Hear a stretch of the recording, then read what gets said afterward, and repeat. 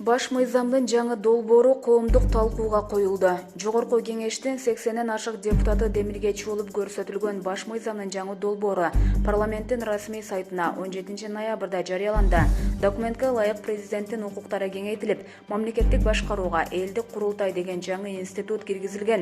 Ошондой эле парламенттин депутаттарынын саны 90га кыскартылып, өкмөттү башкаруу премьер-министр болгон президентке жана анын аппаратына жүктөлгөн.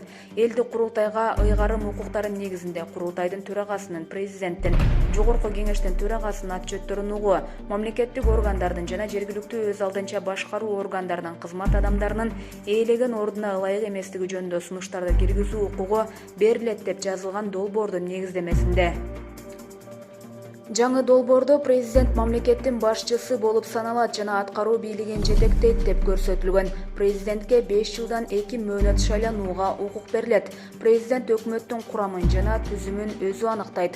Жогорку кеңештин тиешелүү жоболоруна өзгөртүү киргизилет. Ага ылайык 5 жылдык мөөнөт менен 90 депутатты шайлоо сунушу киргизилген. Мында жогорку кеңештин депутаттарын шайлоо тартиби конституциялык мыйзам менен аныкталат. Баш мыйзамдын жаңы долбоору жарыяланары менен социалдык тармактарда кызуу талкуу башталып, айрымдар бийликти бир колго топтоо катары сындап жатышат. Булак, Азаттык. Өзбекстан Кыргызстанга инфекциялык оорукана курууга жардам берет. Өзбекстан Кыргызстанга азык-түлүк жардамын жөнөттү. Бул тууралуу Тышкы иштер министрлиги кабарлады. Мекеменин маалыматына караганда, коронавируска каршы күрөшкө жардам иретинде 3000 тонна буудай, темир жол менен жөнөтүлгөн.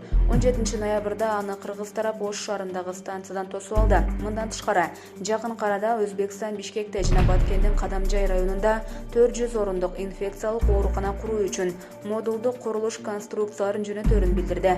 Эки өлкө буга чейин бири-бирине гуманитардык жардам көрсөтүп келген. Булак, Азаттык.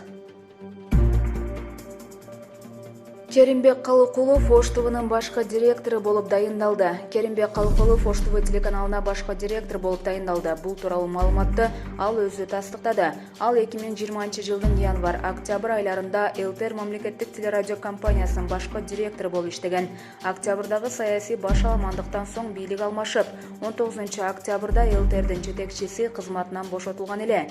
Жамааттын басымдуу бөлүгү аны колдоп, өкмөттөн кызматтан кетирбөөнү суранышкан. Аны колдогон бир канча акциялар уюштурулган. 39 жаштагы Керим Калыкулов Ошмунун студенттик Нур гезитинде башкы редактор, Окуу жайдын Үмүт телестудиясында директор, Ошмуда окутуучу, Өкмөттүк Эркинтоо гезитинин башкы редакторунун орун басары кызматында иштеген. Ош шаардык Ош Шамы гезитинин башкы редактору, Ош шаардык мэриясынын Ошмунун маалымат кызматын, Ош ТВ телеканалын жетектеген. Булак, Азаттык.